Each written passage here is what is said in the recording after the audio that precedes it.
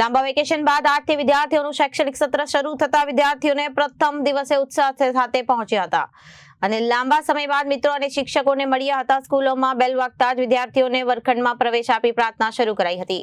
નવા સત્રનો શુભારંભ શરૂ કરાયો હતો। લાંબા વેકેશન બાદ આજથી વિદ્યાર્થીઓનું શૈક્ષણિક સત્ર શરૂ થતા વિદ્યાર્થીઓ પ્રથમ દિવસે ઉત્સાહ સાથે પહોંચ્યા અને લાંબા સમય બાદ મિત્રો અને શિક્ષકોને મળ્યા। સ્કૂલોમાં બેલ વાગતા જ વિદ્યાર્થીઓને વર્ગખંડમાં પ્રવેશ આપી પ્રાર્થના શરૂ કરી અને નવા સત્રનો શુભારંભ શરૂ કરાયો। ગુજરાતની 54,000થી વધુ શાળાઓમાં 35 દિવસનું ઉનાળુ વેકેશન પૂર્ણ થતાની સાથે જ આજથી શૈક્ષણિક સત્રનો પ્રારંભ થયો છે। રાજ્ય શિક્ષણ બોર્ડની સરકારી ગ્રાન્ટેડ અને ખાનગી શાળાઓમાં 9 જૂનથી શૈક્ષણિક સત્ર શરૂ થતા વેકેશનના માહોલમાંથી બહાર નીકળી અભ્યાસ તરફ વળ્યા હતા। સવાર પાળીમાં મોટા ભાગે માધ્યમિક અને ઉચ્ચતર માધ્યમિકની સ્કૂલો ચાલશે, જ્યારે બપોરે પ્રાથમિક માધ્યમની સ્કૂલો શરૂ થઈ।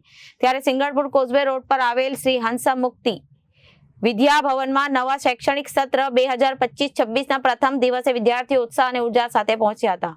શાળાના આચાર્ય રીચાબેન ઠક્કર તથા શૈક્ષણિક ગણો દ્વારા વિદ્યાર્થીનું ઢોલ નગારા સાથે ઉમળકાભેર સ્વાગત કરી કુમકુમ તિલક કરી પ્રવેશ આપ્યો હતો। સાથે સાથે વાલીઓએ પણ ઉત્સાહભેરના નાના ભૂલકાઓને શાળાએ મૂકવા આવ્યા હતા। વિદ્યાર્થીઓના ઉત્સાહમાં વધારો કરવામાં આવ્યો હતો। નમસ્તે વાલી મિત્રો, વિદ્યાર્થી મિત્રો, મારું નામ રીચાબેન ઠક્કર છે। હું હંસમુક્તિ વિદ્યા ભવનમાં એઝ આચાર્ય તરીકેની મારી પોસ્ટ છે અને હું આચાર્ય તરીકેની અહીંયા ભૂમિકા ભજવી રહી છું। આજે શાળા સત્ર શરૂ થયું, કયા પ્રકારનો અહીંયા માહોલ હતો? વાલીઓને કઈ રીતે વેલકમ કર્યું, બાળકોને કઈ રીતે વેલકમ કર્યું? જૂન 2025-26માં અમારા તમામ વાલી મિત્રો તથા વિદ્યાર્થી મિત્રોનું હંસમુક્તિ શાળા પરિવાર તરફથી ખૂબ સ્વાગત, આમંત્રણ ભર્યું સ્વાગત છે। મારા બાળકોનું સ્વાગત અમે ઢોલ નગારાની સાથે કર્યું છે। નવા આવનારા બાળકો માટે અમે જુનિયર કેજી નર્સરી એના બાળકો માટે અમે અલગથી મસ્ત રીતેનું ડેકોરેશન, બીજી વિવિધ પ્રકારની સુવિધાઓ આપવામાં આવી છે અને બાળકોનું ફૂલથી પણ સ્વાગત કરવામાં આવ્યું છે। બાળકોનું મોઢું મીઠું કરાવીને પણ સ્વાગત કરવામાં આવ્યું છે।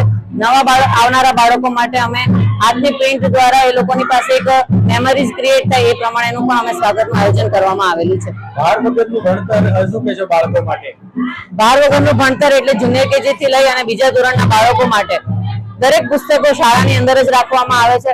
બાળકને ઘરેથી ખાલી નાસ્તાનો ડબ્બો, વોટર બેગ અને એટલી જ વસ્તુઓ લઈને આવવાની રહેશે।